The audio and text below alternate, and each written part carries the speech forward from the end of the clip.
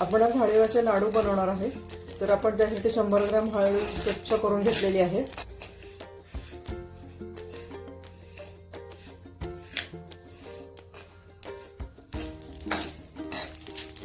हे लाडू थंडीच्या दिवसात खाल्लेले खूप छान असतात, त्याच्यामुळे इम्युनिटी वाढते, तब्येती चांगली असतात, बायकांची कंबरदुखी, पाठदुखी हे सगळं त्याच्यामुळे कमी होतं प्रमाण ह्याचं सगळ्याचं।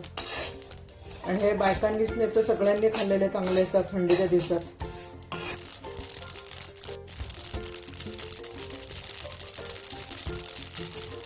हे असं भाजलेलं तर समजायचं की तडतड तडतड असे ते उडतात, मग आपण समजायचं की हळीव आपले भाजून झालेले आहेत। आता आपले हळीव भाजून झालेले आहेत, तर आपण त्यात दूध घालून भिजत ठेवणार आहोत। नारळाचं पाणी घालून पण भिजत ठेवतात, मी दुधातच भिजत घालून ठेवते आणि थोड्या वेळानंतर हे छान असं फुगतं। हळीव भिजण्यासाठी 1 ते 2 तास लागतात, तर तोपर्यंत आपण बाकीची तयारी करून घेणार आहोत। नारळ फोडून नारळ खवून घेणार आहे आणि गूळ चिरून घेणार आहे।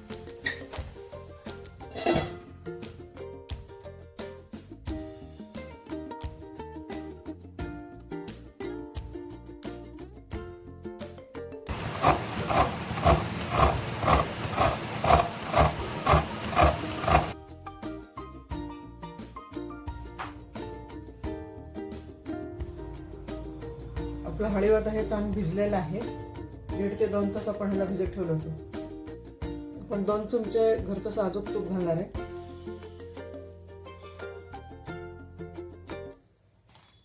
आणि एक मोठ्या नारळाचं खवून घेतलेलं खोबरं घालणार आहे आपण त्यात, ते साधारण 2 ते 3 वाटे होतं।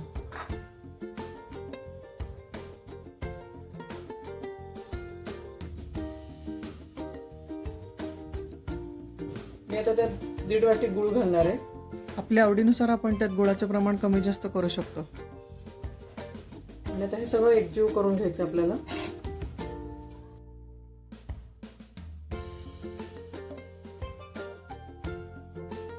जसं जसं गूळ वितळेल तसं त्याला पाणी सुटत जातं आणि आपलं हे मिश्रण सगळं एकजीव करून घेणार आहे आपण।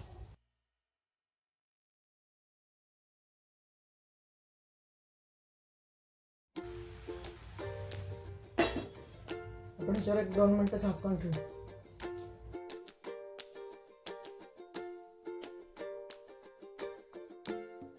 आपला गूळ आता विरघळत आलेला आहे थोडा थोडा।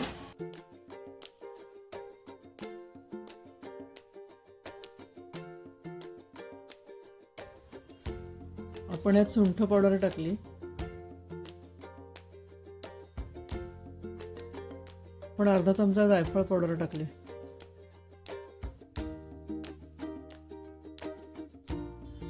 आपण त्यात अर्धा चमचा वेलदोड्याची पावडर टाकली आणि हे सगळं एकत्र करून घेणार आणि त्याचे लाडू बनवणार।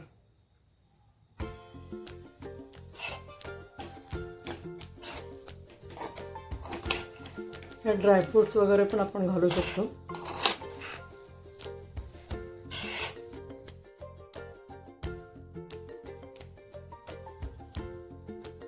आता आपण याचे लाडू वळून घेणार आहोत।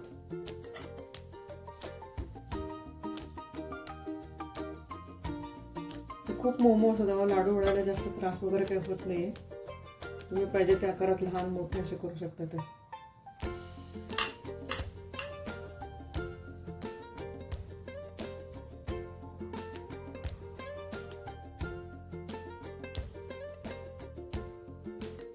आपण असे सगळे बाकीचे लाडू वळून घेणार आहोत।